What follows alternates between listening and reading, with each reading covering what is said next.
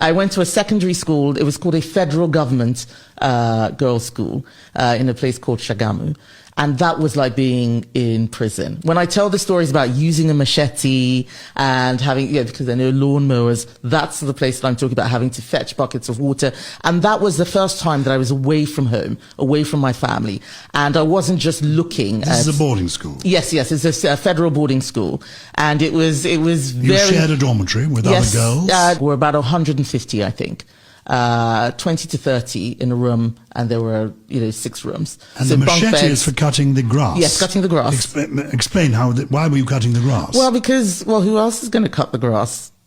It's just, it's the grass grows and you have machetes to cut it. Exactly. They're not, this is a federal school where this is the old grammar school system sort of fading out, and everyone who passed an exam and got a certain score got to go to a federal school, and this was more socialism. So they sprinkled people around. They didn't want one school getting all the best results. They would mix people about. So you could end up getting sent thousands of miles away to a boarding school, at the extreme end of the country.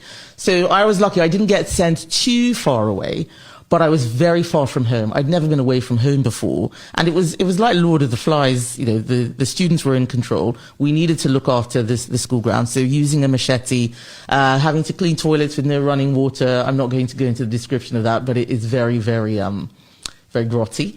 And so that was when I talk about the hardship, it's often being in that school, but I still always carry with me that understanding that you never know where you're going to end up.